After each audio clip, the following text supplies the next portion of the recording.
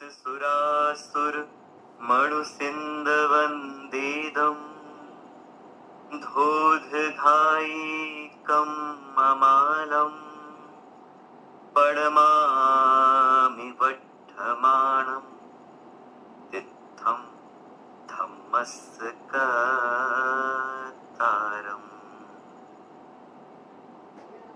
नमोजराम। मैं डॉक्टर अरिहंत कुमार जैन अनुरागी आप सभी समादरणीय सुधी दर्शकों का इस व्याख्यान श्रृंखला में स्वागत करता हूं। मित्रों, वर्तमान में हमें प्राकृत आगम साहित्य दो रूपों में उपलब्ध है। पहला अर्धमागधी प्राकृत आगम साहित्य और दूसरा शौरसेनी प्राकृत आगम साहित्य। लेकिन परंपराएं कोई भी हो, वो हमारी देश की अमूल्य निधि है, हमारी अमूल्य निधि है और इसके अध्ययन एवं अनुसंधान में प्रयास होते ही रहने चाहिए और इस क्षेत्र में लोगों को जरूर आगे आना चाहिए, क्योंकि इसमें हमारी भारतीय संस्कृति के स्रोत समाये हुए हैं। अर्धमागधी प्राकृत आगम साहित्य अत्यंत विशाल है, जिसमें अगाध अक्षय ज्ञान निधि भरी पड़ी है, जिसमें हमारे प्राचीनतम जैन परंपराएं, मुनियों एवं श्रावकों के आचार, धर्मोपदेश की पद्धतियां, संयम की विधियां, अनुश्रुतियां, लोक कथाएं और तात्कालिक जो रीति रिवाज होते हैं, तात्कालिक सामाजिक, धार्मिक, राजनीतिक और अनेक विधियों से ये अनुपम निधियों से भरा पड़ा है, अनुपम ज्ञान से ये भरा पड़ा है। अर्धमागधी आगम साहित्य के अंतर्गत 11 अंग, 12 उपांग, 4 मूल सूत्र, छेद सूत्र, प्रकीर्णक, चूर्णी, निरुक्तियां, भाष्य एवं अनेक रूपों में, अनेक टीकाएं, अनेक रूपों में हमें आज प्राप्त होती हैं, जो हमारे लिए एक बहुत ही सौभाग्य की बात है। तो आज की इस व्याख्यान श्रृंखला में हम इसी विषय पर चर्चा करने आए हैं और आज का हमारा विषय है अर्धमागधी प्राकृत आगम साहित्य का वैशिष्ट्य। इस विषय पर विशेष दिग्दर्शन करने हेतु आज हमारे साथ उपस्थित हैं देश के जाने माने अनेक शास्त्रों एवं विधाओं के अध्येता विद्वान आदरणीय प्रोफेसर जितेंद्र बाबूलाल जी शाह, जिन्हें सभी लोग आत्मीयता के साथ प्रोफेसर जीतू भाई शाह नाम से भी संबोधित करते हैं। आप LD institute of Indology Ahmedabad के निदेशक हैं। ये एक ऐसा संस्थान है, इतना विशाल संस्थान है, जहां का हस्तलिखित शास्त्र भंडार एवं यहाँ का प्रकाशन देश और विदेशों में बहुत प्रसिद्ध है। आप दिल्ली स्थित बीएल इंस्टीट्यूट ऑफ इंडोलॉजी के भी उपाध्यक्ष हैं। आपके मार्ग निर्देशन में ये दोनों ही संस्थान प्रगति के पथ पर अग्रसर हैं। साथ ही आप देश और विदेशों की अनेक संस्थाओं से अनेक रूपों में जुड़े हुए हैं एवं मार्गदर्शन करते रहते हैं। आप संबोधि शोध पत्रिका के संपादक भी हैं। आपने सुप्रसिद्ध विद्वान पंडित दलसुख भाई मलवड़िया जी की विद्वत परंपरा को आगे बढ़ाया है और इस क्षेत्र में एक विशेष और विशिष्ट स्थान प्राप्त किया है। हम आपका इस व्याख्यान श्रृंखला में स्वागत करते हैं और अभिनंदन करते हैं और आपसे आग्रह करते हैं कि कृपया अर्धमागधी प्राकृत आगम साहित्य के वैशिष्ट्य के विषय में अपना व्याख्यान दे और हमें लाभान्वित करें। नमस्कार। आज इस प्राकृत भाषा के व्याख्यान श्रृंखला में मुझे व्याख्यान देने हेतु आमंत्रित किया है। इसके लिए मैं प्रोफेसर फूलचंद जैन प्रेमी जी, अनेकांत जैन और अरिहंत जैन का विशेष आभारी हूँ, जिन्होंने मुझे आज इस व्याख्यान श्रृंखला में अर्धमागधी आगमों का वैशिष्ट्य इस विषय पर व्याख्यान देने हेतु आमंत्रित किया है। अरिहंत ने मेरा संक्षिप्त परिचय दिया ही है। मुझे ये सौभाग्य मिला है कि मुझे पंडित बेचादास जीवराज जोशी और पंडित दलसुख मालवणिया जैसे इस विषय के प्रकांड विद्वानों के पास विद्या ग्रहण करने का अवसर मिला था। अहमदाबाद स्थित एलडी इंस्टीट्यूट ऑफ इंडोलॉजी, जिसका पूरा नाम है लाल भाई दलपत भाई भारतीय संस्कृति विद्या मंदिर, जो मुनि श्री पुण्य विजय जी की प्रेरणा से अहमदाबाद के सुप्रसिद्ध उद्योगपति श्रेष्ठीवर्य श्री कस्तूरभाई लाल भाई के द्वारा स्थापित किया गया और यहाँ करीब 80,000 पांडुलिपियों का संग्रह है, जो अपने आप में एक बहुत ही विशिष्ट और महत्वपूर्ण पांडुलिपियों का संग्रह है। देश विदेश के विद्वानों ने यहाँ आकर के जैन दर्शन के विभिन्न ग्रंथों का संशोधन, संपादन, प्रकाशन किया है। विगत 6 दशकों से एलडी इंस्टीट्यूट ऑफ इंडोलॉजी के द्वारा ज्ञान के विभिन्न क्षेत्रों में विशिष्ट कार्य हुआ है। करीब 170 से अधिक ग्रंथों का प्रकाशन हुआ है और ये ग्रंथ श्रेणी अपने आप में महत्वपूर्ण इसलिए हैं कि जो ग्रंथ पूर्व में पांडुलिपियों में छिपे पड़े हुए थे, उसी ग्रंथों का संशोधन और संपादन करके विशिष्ट शैली में प्रकाशित हुए हैं। आगम प्रभाकर मुनि श्री पुण्य विजय जी, जिनको आगम प्रभाकर का विशेष उपनाम दिया गया था, जिन्होंने आगमों का संशोधन और संपादन का कार्य शुरू किया था। वैसे आगम प्रकाशन के जब बात चलती है तो सबसे प्रथम जब मुद्रण टेक्नोलॉजी का मतलब प्रेस का प्रारंभ हुआ तो मुर्शिदाबाद के सिंघी ग्रंथमाला के संस्थापकों और वहाँ के श्रेष्ठियों ने सर्वप्रथम आगमों का प्रकाशन प्रारंभ किया था। वह आगम पूर्ण रूप से संशोधित रूप में प्रकाशित नहीं हुए थे, इसलिए उसके बाद जैन धर्म के एक प्रसिद्ध आचार्य सागरानंद सूरी या आनंद सागर सुरेश्वर जी ने आगमों का उद्धार करने का बहुत बड़ा महाभारत कार्य प्रारंभ किया। उन्होंने अपने एक जीवन में अनेक ग्रंथों का संपादन किया, प्रकाशन किया। ये दूसरा तबक्का है, दूसरी श्रेणी है आगमों के प्रकाशन की। किंतु सागरानंद सूरी ने जब आगमों का प्रकाशन शुरू किया तो सबसे बड़ा लाभ ये हुआ कि आगम ग्रंथ जो पूर्व काल में सरलता से उपलब्ध नहीं होते थे, वो आगम ग्रंथ सरलता से उपलब्ध होने लगे।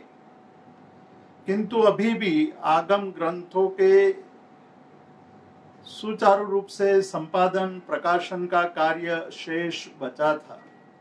उस महान कार्य का प्रारंभ मुनि श्री पुण्य विजय जी ने किया और मुनि पुण्य विजय जी ने अनेक अनेक पांडुलिपियों का संशोधन करके आगमों के पाठों को संशोधित किया, प्रकाशित किया। आज मैं आपके सामने इसी अर्धमागधी आगमों का वैशिष्ट्य के बारे में कुछ कहने जाऊंगा। मैं कुछ कहना भी चाहूंगा कि जैन आगम साहित्य, अर्धमागधी आगम साहित्य कितना विशाल है। पूर्व काल से लेकर के अर्थात प्राचीन काल से लेकर के अद्यावधि आज दिन तक आगम का कार्य निरंतर चलता आ रहा है।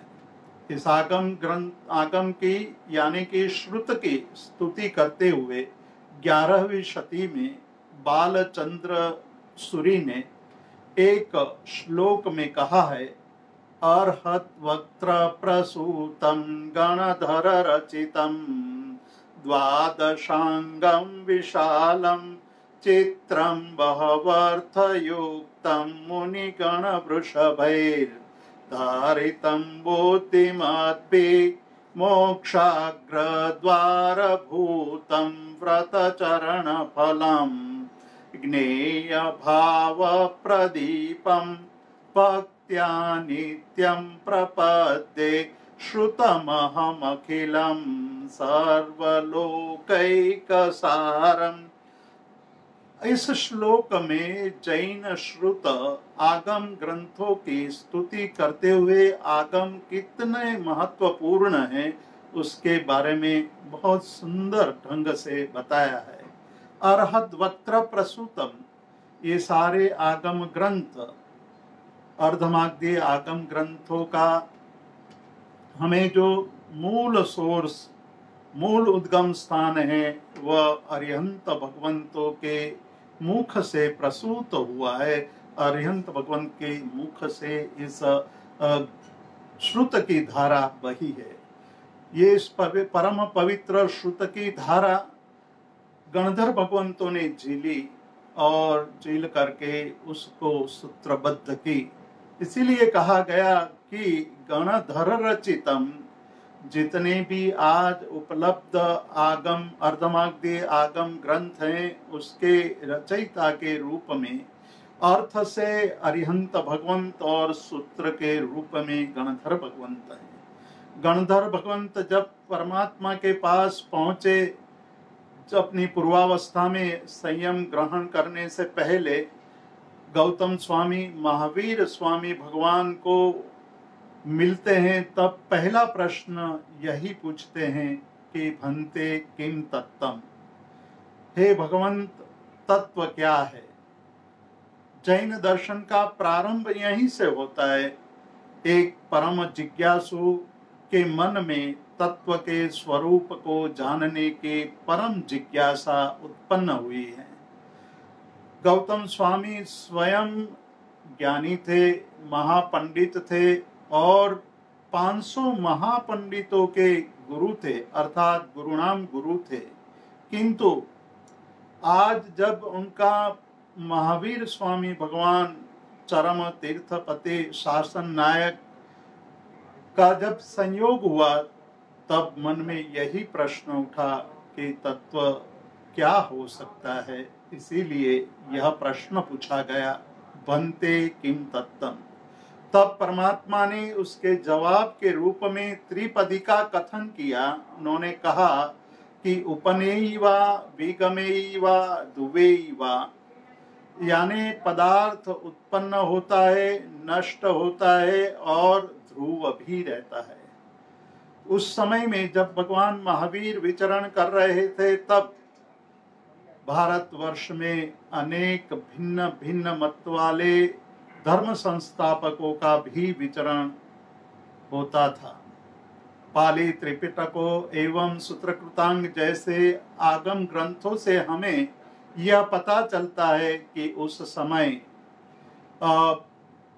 गौतम बुद्ध, मंखली पुत्र गोशालक, अदित केश कंबली, संजय बेलठी पुत्र और प्रकुद कात्यायन जैसे अनेक धर्म संस्थापकों का विचरण था और वे धर्म संस्थापक अपने अपने सिद्धांतों का प्ररूपण करते थे। इन सिद्धांतों को यदि संक्षिप्त में हम जानने की कोशिश करें तो यह कह सकते हैं कि कुछ धर्म संस्थापक यह मानते थे कि पदार्थ सर्वथा नाशवंत हैं, यानी वो धर्म संस्थापक अंतिम तत्व के रूप में उच्छेदवाद का प्ररूपण करते थे। कुछ सिद्धांतवादी ऐसे थे जो पदार्थ के शाश्वत पक्ष को स्थापित करते थे। एक तरफ उच्छेदवादी थे, दूसरी तरफ शाश्वतवादी थे। इन दोनों का एकांतवाद था। वे केवल एक ही पक्ष को लेकर के उसको सत्य स्थापित करने की कोशिश कर रहे थे। यदि पदार्थ केवल उच्छेदवाद की दृष्टि से नाशवंत हैं और शाश्वतवाद की दृष्टि से यदि नित्य हैं, तो बहुत सारे दार्शनिक प्रश्नों उपस्थित होते हैं। उस प्रश्नों का समाधान पाना तर्क से या अन्य किसी रूप से उसका समाधान पाना बहुत मुश्किल है।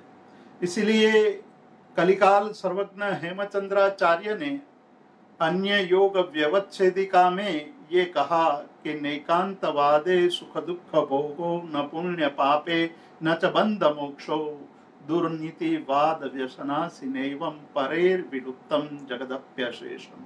अर्थात जीवन के जो परम सत्य के रूप में हम जानते हैं या हम जिस भावनाओं का अनुभव कर रहे हैं, सुख दुख पुण्य पाप बंध और मोक्ष, ये दर्शन के चर्चा के विषय रहे हैं। प्रत्येक दर्शन ने इन विषयों पर चर्चा की है। मनुष्य का अनुभव रहा है कि जब उसको अपनी इच्छित वस्तुओं की प्राप्ति होती है तो सुख मिलता है, अनिच्छित अनिष्ट वस्तुओं का संयोग होता है तो दुख होता है। शुभ कार्य करने पर पुण्य का बंध होता है, अशुभ कार्य करने पर पाप का बंध होता है। कर्म के बंध के कारण संसार में परिभ्रमण होता है और कर्मों का सर्वथा नाश होने पर मुक्ति होती है। किंतु जो नित्यवादी है इनके पक्ष में और उच्छेदवादी है उन लोगों के पक्ष में ये तर्क से सिद्ध नहीं हो पाता है।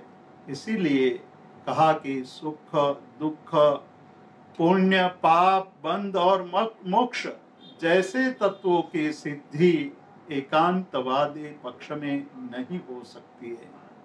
इसीलिए हमें यहाँ जो गौतम स्वामी के द्वारा पूछे गए प्रश्न के जवाब में परमात्मा महावीर ने जो जवाब दिया उस पर चिंतन करना अत्यंत आवश्यक है और उसी के पर मतलब इन त्रिपदी को सुनकर ही गौतम स्वामी के मन में मंथन पैदा हुआ। उपनेयवा विगमेयवा धुवेयवा, यानी कोई भी पदार्थ सर्वथा नाशवंत नहीं है, सर्वथा नित्य नहीं है, सर्वथा ध्रुव नहीं है। कथनचित उत्पन्न भी होता है, कथनचित नाश भी होता है, कथनचित ध्रुव भी है। और जब इस त्रिपदी का हम स्वीकार करते हैं तब सुख दुख पुण्य पाप बंध और मोक्ष जैसे दार्शनिक प्रश्नों का समाधान हो जाता है। तो ये तीन पदों को सुनकर गौतम स्वामी ने द्वादशांगी की रचना की। यही द्वादशांगी जैन धर्म का आगमों के रूप में जाना जाता है। द्वादशांगी की रचना एक बहुत बड़ा जैन धर्म का प्रदान है। उस समय लोक भाषा अर्धमागधी थी। उस समय उस जमाने में लोक भाषा में उपदेश देना का प्रारंभ भगवान महावीर ने किया। यह भी एक बहुत बड़ा क्रांतिकारी निर्णय था। उस समय शास्त्रों की भाषा के रूप में संस्कृत भाषा प्रतिष्ठित थी, किंतु संस्कृत भाषा शास्त्र की भाषा बन जाने के कारण लोग उसको अच्छी तरह समझ नहीं पाते थे और पुरोहितवाद शुरू हो चुका था। पुरोहितवाद के कारण पंडित अपनी इच्छाओं के अनुसार ही शास्त्रों के अर्थ करके सामान्य जनों को भ्रमित करते थे।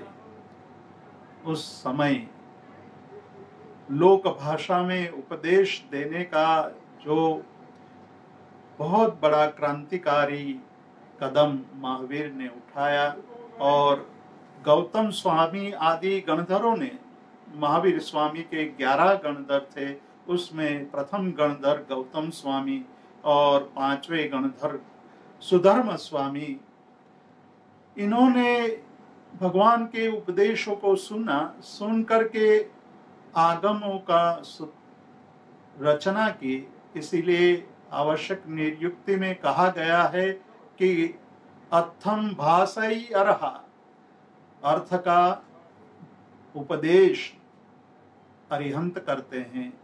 गंथम गंथंती गणहरा निपुणा, और उस उपदेश को ग्रहण करके निपुण ऐसे गणधर भगवंत आगमों की रचना करते हैं, उस उपदेश को सूत्रबद्ध करते हैं। ऐसे आगम हमें उपलब्ध हुए हैं। उस आगमों की और आगे बात करें तो कहा है कि ये 12 अंग रूप है, विशाल है। 12 अंग रूप द्वादशांगी, और उसके बाद उसके भी आगे हम देखेंगे कि आगम साहित्य का निर्माण, और धीरे धीरे आगम साहित्य विस्तृत होता गया। समय समय पर उस पर टीकाएं लिखी गई, और आज जो हमारे पास उपलब्ध आगम साहित्य है वो इतना विशाल है कि कोई एक विद्वान अपने जीवन काल में ये सारे आगम साहित्य का अध्ययन करना चाहे तब भी समय कम पड़ेगा।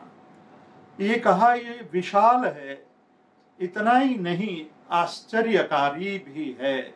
मतलब इन आगम साहित्य के विषयों की जब हम चर्चा करते हैं तो अनेक अनेक विषय हमें आगम साहित्य में प्राप्त होते हैं। सामान्य रूप से आगम अर्थात शास्त्र ग्रंथ हैं। जिस प्रकार वैदिक साहित्य में वैदिक शास्त्रों को वेद कहा जाता है, बौद्ध शास्त्रों को त्रिपिटक कहा जाता है, उसी प्रकार जैन साहित्य को आगम नाम से जाना जाता है।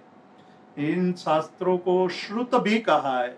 श्रुत इसलिए कहा गया है कि प्राचीन काल में आगम साहित्य का अध्ययन और उसका अध्यापन केवल स्मरण से, स्मृति शक्ति से होता था। गुरु अपने शिष्य को आगम साहित्य का अध्ययन कराते थे, शिष्य उस आगम को स्मृति में रख लेते थे, फिर वह अपने शिष्यों को पढ़ाते थे। लिखने की परंपरा नहीं थी, श्रवण परंपरा थी। श्रुत इसीलिए श्रुत कहा गया। ये श्रुत परंपरा बहुत लंबे समय तक अक्षुण्ण रूप में चलती रही। ये श्रुत परंपरा होने के कारण ही जैन परंपरा में आगमों को श्रुत भी कहा गया है। एक दूसरी भी बहुत महत्व की बात यहाँ समझने जैसी है। जैन परंपरा में ज्ञान के 5 भेद बताए गए हैं। मति ज्ञान, श्रुत ज्ञान, अवधि ज्ञान, मनः पर्योग ज्ञान और केवल ज्ञान। इन 5 ज्ञानों में जो 4 ज्ञान अर्थात श्रुत के सिवाय जो 4 ज्ञान हैं, मति, अवधि, मनः पर्योग और केवल ज्ञान, वो केवल स्वार्थ ज्ञान है। किंतु श्रुत ज्ञान एक ही ज्ञान ऐसा है जो परार्थ है। ऐसे परार्थ ज्ञान को, मतलब दूसरे को जब कुछ समझाना हो तो श्रुत ज्ञान के द्वारा ही हम दूसरे को समझा सकते हैं। भाषा का प्रयोग करके ही हम दूसरे को तत्व का बोध करा सकते हैं। उस दृष्टि से भी श्रुत ज्ञान बहुत महत्वपूर्ण है। श्रुत ज्ञान के कर्ता जिस प्रकार से हमने आगे बताया कि गणधर भगवंत 11 अंगागम और 12वां दृष्टिवाद नाम का आगम के रचयिता के रूप में, सूत्र के रचयिता के रूप में गणधर भगवंत शास्त्रों में सुप्रसिद्ध है। किंतु उसके बाद भी आगम ग्रंथों का निर्माण होता रहा। जो विशिष्ट ज्ञानी थे, केवली थे, श्रुत केवली थे, पूर्वधर थे, उन्होंने भी आगम ग्रंथों की रचना की, जिनको आगम की कोटि में माना गया। स्थविर भगवंतों ने बनाए हुए 12 अंग आगमों के बाद 12 उपांग को माना जाता है। प्रथम जो 12 अंग आगम है, उसको समझने के लिए शुरुआत में जब ये स्तुति की बात की तो उस स्तुति में ये कहा गया था कि ये आगम ग्रंथ विशाल है और सूक्ष्म भी है, अनेक विषयों का वर्णन करने वाले हैं। कुछ सांकेतिक रूप में जो बातें कही हैं, उस सांकेतिक बातों को समझने के लिए उसका विस्तार करना आवश्यक था। उसको समझने के लिए 12 उपांग आगमों की भी रचना स्थविर भगवंतों ने की। उसके बाद छेद सूत्र, मूल सूत्र, प्रकीर्ण ग्रंथों की रचना भी हुई। इस प्रकार आगम ग्रंथों का विकास होता गया। भगवान महावीर ने जो उपदेश दिया था, उस उपदेश को गणधर भगवंतों ने, स्थविर भगवंतों ने, श्रुत केवलियों ने और पूर्वधरों ने सामान्य जन के बोध के लिए आगम ग्रंथों की रचना की। पहले जो बताया कि आगम ग्रंथों की रचना प्राकृत भाषा में की, और प्राकृत भाषा यानी कि अर्धमागधी भाषा उस जमाने की लोक भाषा थी। लोक भाषा के अंदर रचे गए इस आगमों के वर्गीकरण के रूप में हमें सबसे पहला वर्गीकरण नंदी सूत्र में मिलता है। नंदी सूत्र में अंग प्रविष्ट और अंग बाह्य जैसे विभाग किए गए हैं। अंग बाह्य में आवश्यक सूत्र और आवश्यक व्यतिरिक्त ऐसे भी भेद किए गए हैं। आवश्यक व्यतिरिक्त में कालिक और उत्कालिक ऐसे भेद भी हमें प्राप्त होते हैं। आगमों की इस विशिष्ट शैली और इस विशिष्ट शैली को समझने के लिए, बहुत अर्थ वाले इस आगमों को समझने के लिए विशिष्ट प्रतिभा संपन्न ज्ञान की भी आवश्यकता थी। मैं यहाँ केवल एक ही दृष्टांत बताना चाहता हूँ कि आगम के जो सूत्र हैं, उस सूत्र के अर्थों में कितना गांभीर्य रहा है। एक ही गाथा के कितने अर्थ हो सकते हैं।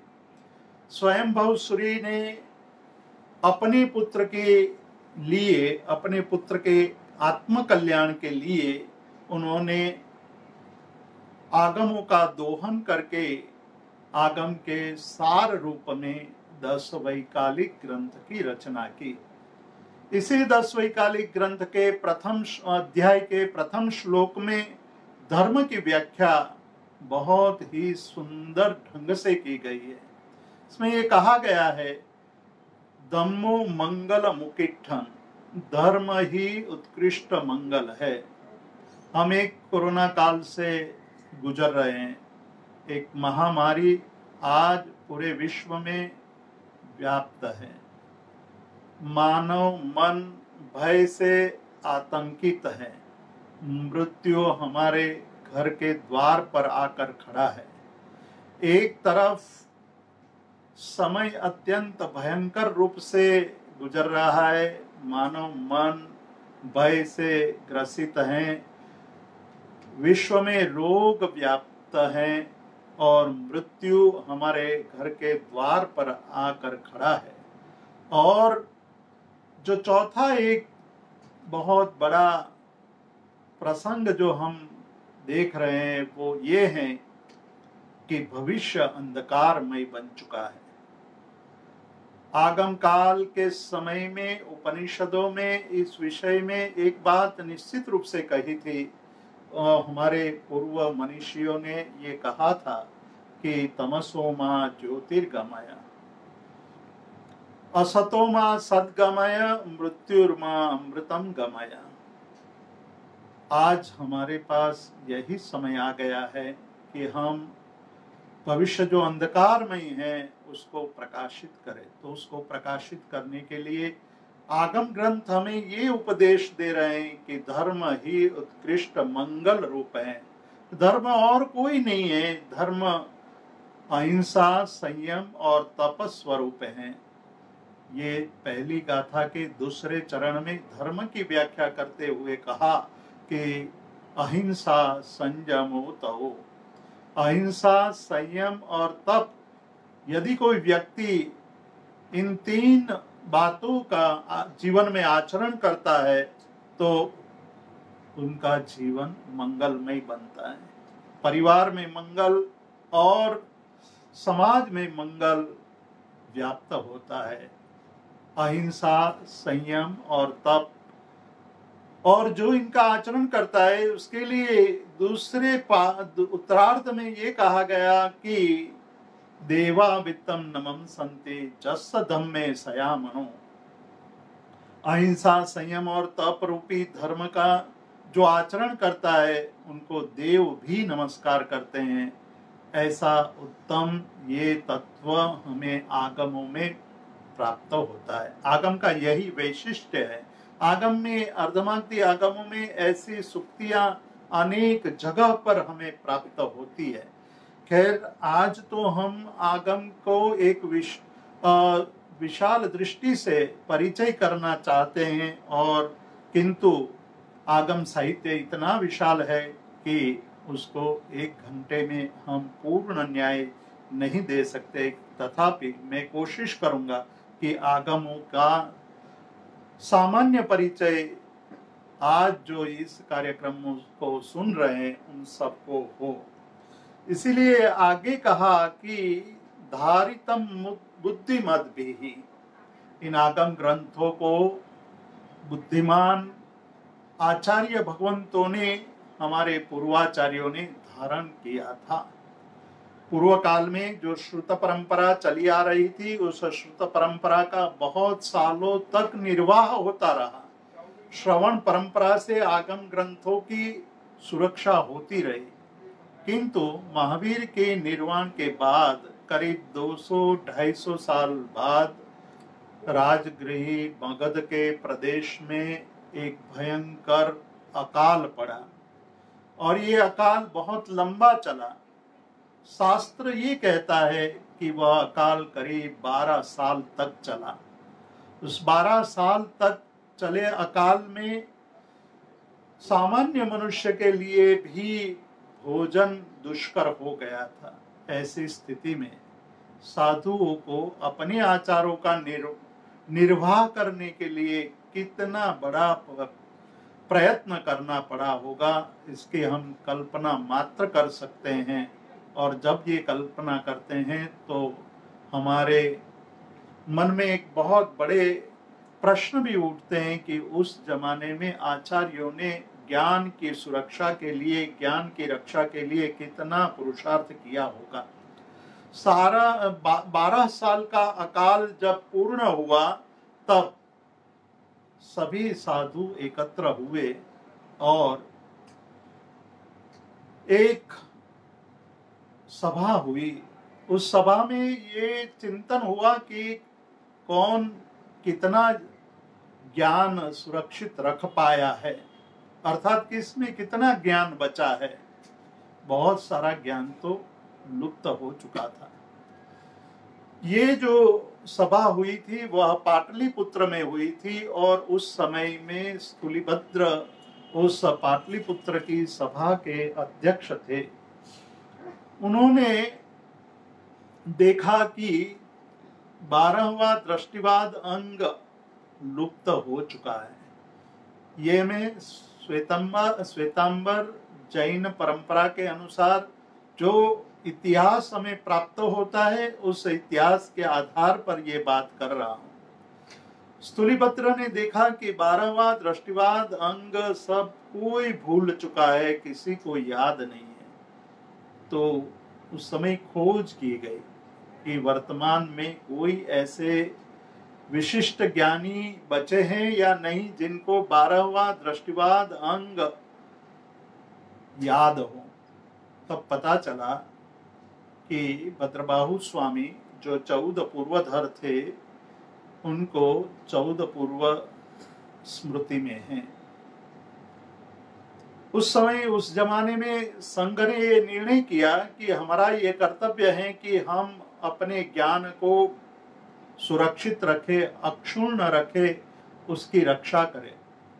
इसलिए स्थूलीभद्र की प्रमुखता में भद्रबाहु स्वामी के पास साधुओं का एक समूह पहुंचा और भद्रबाहु स्वामी को विनंती की कि आपके पास जो ज्ञान है वो ज्ञान हमें पढ़ाएं और हम उस ज्ञान का अध्ययन करके यह हमारी जो ज्ञान परंपरा है उसको सुरक्षित रखना चाहते हैं।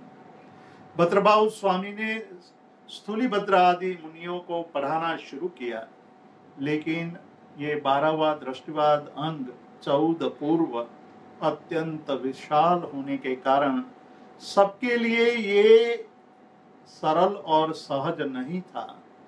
बहुत सारे मुनि धीरे धीरे करते करते अध्ययन छोड़कर चले जाने लगे। केवल एक स्थूलीभद्र शेष बचे।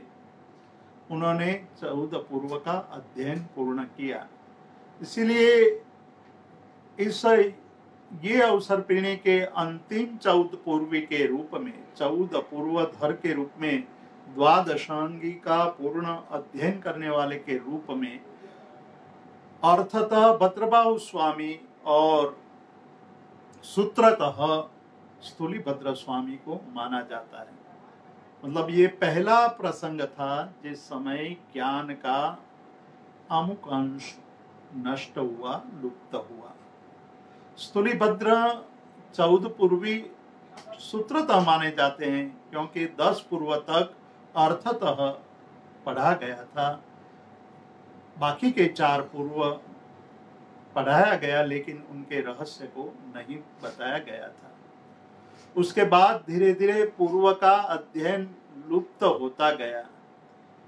10 पूर्व तक वज्र स्वामी के समय तक 10 पूर्व तक का ज्ञान मौजूद था। उसके बाद भी धीरे धीरे ये स्मरण शक्ति की मर्यादा होने के कारण ज्ञान का लोप होता गया। अंत में जाकर के 1 पूर्व तक का ज्ञान बचा था। भगवान महावीर के निर्वाण के पश्चात 980 साल के समय देवर्षि गणिक क्षमाश्रमण वल्लभी में विचरण कर रहे थे। गुजरात में वल्लभीपुर नाम का एक नगर है, उस नगर में विचरण कर रहे थे। तब देवर्षि गणिक क्षमाश्रमण के मन में ये विचार आया कि यदि हम इसी तरह श्रुत परंपरा को ही पकड़ कर रहेंगे तो हमारा ज्ञान धीरे धीरे और भी लुप्त होता जाएगा। आज तो 1 पूर्व तक का ज्ञान बचा है और 11 अंग को जानने वाले भी अनेक आचार्य हैं। उन सब आचार्यों को विनंती करके इकट्ठा किया जाए और विनंती करके ये बात उनको समझाई जाए कि यदि हम आगमों को पुस्तकारूढ़ यानी लिखित रूप में लाएंगे नहीं तो धीरे धीरे ये श्रुत भी लुप्त हो जाएगा।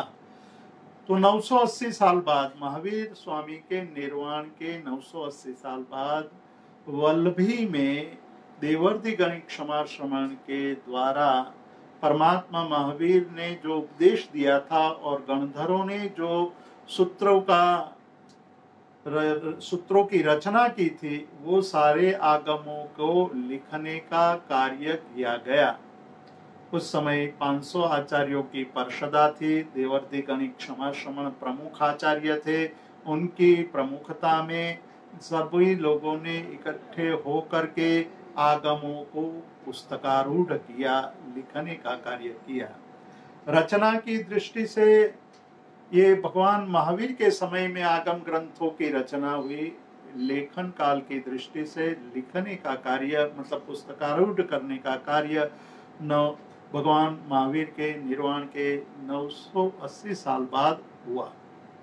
इस प्रकार से धीरे धीरे आगमों का अब लेखन कार्य भी शुरू हुआ। एक और बात भी हमें यहाँ जाननी चाहिए कि आगमों के विषयों के बारे में।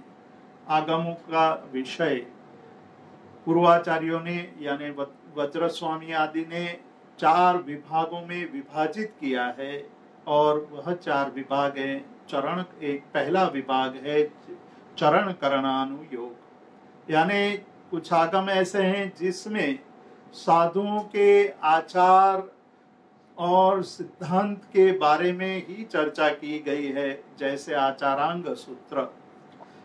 आचारांग सूत्र में साधुओं के आचार के बारे में, साधकों के आचार के बारे में बहुत सूक्ष्म चिंतन किया गया है। दूसरा है द्रव्यानुयोग, जिसमें तत्व चिंतन किया गया हो, वो द्रव्यानुयोग है। कुछ आगम ऐसे हैं जिसमें तत्व का सूक्ष्म चिंतन किया गया है, जैसे सूत्रकृतांग सूत्र। सूत्रकृतांग सूत्र में उस समय में मतलब महावीर भगवान विचरण कर रहे थे, तब विभिन्न मत वाले 360 मतावलंबी थे। बौद्ध ग्रंथों में 6 मतावलंबियों की बात आती है। जैन दर्शनकार आगम ग्रंथों में ये बताते हैं कि उस समय 360 विभिन्न मतवादी थे, अपने मतों की स्थापना करते थे, विभिन्न मतों का प्रचार प्रसार करते थे। ऐसे मतों की बात हमें सूत्रकृतांग सूत्र में मिलती है। इस दृष्टि से सूत्रकृतांग सूत्र बहुत ही महत्वपूर्ण आगम है, और उसी में ये लिखा गया है कि भगवान अर्धमागधी भाषा में देशना देते हैं। अर्धमाग ही भाषाए भाषंती अरहा, मतलब अरिहंत परमात्मा अर्धमागधी भाषा में उपदेश देते हैं। तो जिनको दर्शन शास्त्र का अध्ययन करना है, दर्शन शास्त्र को जानना है, दर्शन शास्त्र के आगामी काल में क्या स्थिति थी वो जानना है, तो उनके लिए यह सूत्रकृतांग सूत्र अत्यंत महत्वपूर्ण सूत्र है। और आज उसमें से कई दर्शन लुप्त हो चुके हैं, तो दर्शन के अध्येता के लिए ये एक बहुत बड़ा ग्रंथ है। उसी तरह तत्व का चिंतन करने वाला दूसरा आगम है व्याख्या प्रज्ञप्ति। गौतम स्वामी जब परमात्मा के पास आए और उनका शिष्यत्व स्वीकार किया, संयम ग्रहण कर लिया, उसके बाद परमात्मा के साथ विनम्र होकर विचरण करते रहे, और जब भी मन में प्रश्न उठता था तब वह परमात्मा को पूछते थे, और परमात्मा सर्वज्ञ थे, ज्ञानी थे, और उनके प्रश्नों का विस्तार से जवाब देते थे। ऐसे प्रश्न और उत्तरों का संग्रह भगवती सूत्र में किया गया है। 36,000 प्रश्न इस ग्रंथ में हमें उपलब्ध होते हैं। इसलिए व्याख्या प्रज्ञप्ति यानी व्याख्या करने वाला ये ग्रंथ अत्यंत विस्तृत ग्रंथ, सभी आगमों में सबसे बड़ा आगम और सबसे सूक्ष्म चिंतन युक्त यह ग्रंथ है। और ये बड़ा होने के कारण उसको पूज्यता के रूप में भगवती व्याख्या प्रज्ञप्ति ऐसा नाम दिया गया था। किंतु इतना बड़ा नाम बोलने में सबको असुविधा होती है, और मनुष्य स्वयं संक्षिप्त रुचि है, और संक्षिप्त रुचि होने के कारण सभी चीजों का संक्षेप करता जाता है बोलते वक्त। इसीलिए उन्होंने व्याख्या प्रज्ञप्ति शब्द को छोड़कर केवल भगवती सूत्र, भगवती शब्द को पकड़ा। बोलने में आसान था, सरल था। तो आज भगवती सूत्र व्याख्या प्रज्ञप्ति को भगवती के रूप में ही सभी जानते हैं, यानी अत्यंत पूजनीय ग्रंथ।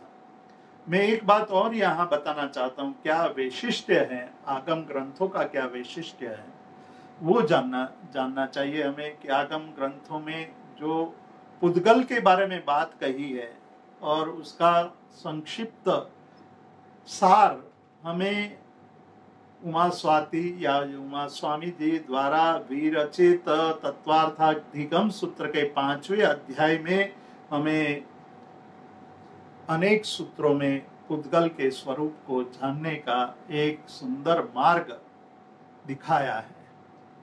उसमें परमाणु के स्वरूप के बारे में ये बताया कि भेदादणु, यानी कि भेद से भेद करते करते करते एक ऐसा भेद आ जाए, एक ऐसी स्थिति आ जाए कि जब उसको भिन्न करना यानी उसके दो अंश को अलग करना असंभव हो जाए, नामुमकिन हो जाए, तब उसको अणु कहते हैं।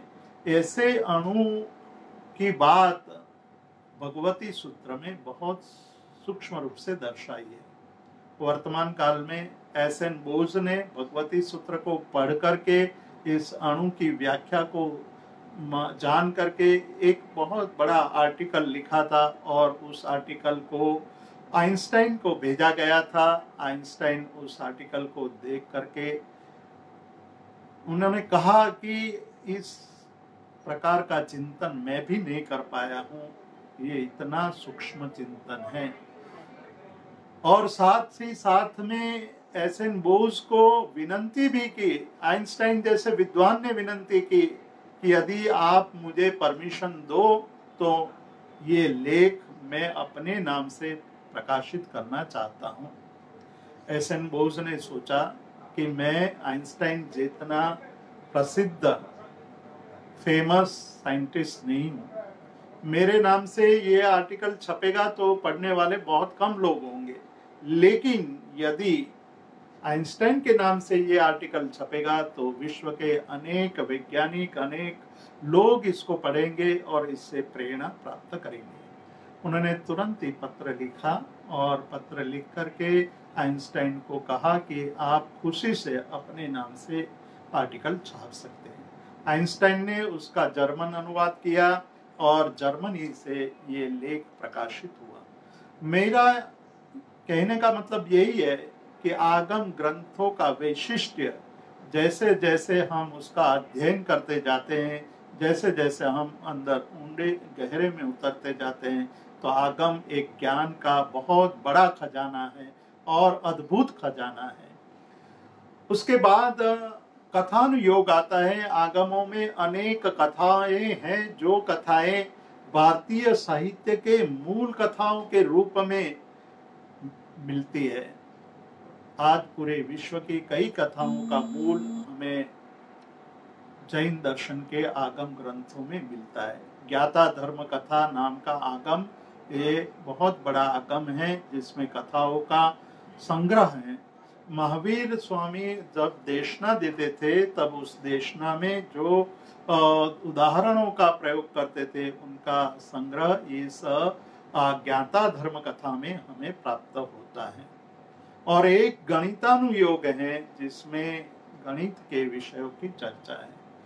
जैन दर्शन का गणित भी बहुत ही सूक्ष्म है और सूर्य प्रज्ञप्ति, चंद्र प्रज्ञप्ति, जम्बूद्वीप प्रज्ञप्ति आदि ग्रंथों में, आगमिक ग्रंथों में हमें गणित का भी ज्ञान प्राप्त होता है। तो इस प्रकार से विज्ञान, समाज विद्या, इतिहास, दर्शन शास्त्र, सिद्धांत आदि अनेक अनेक विषयों का कोश यदि कोई हो तो ये आगम ग्रंथ हैं।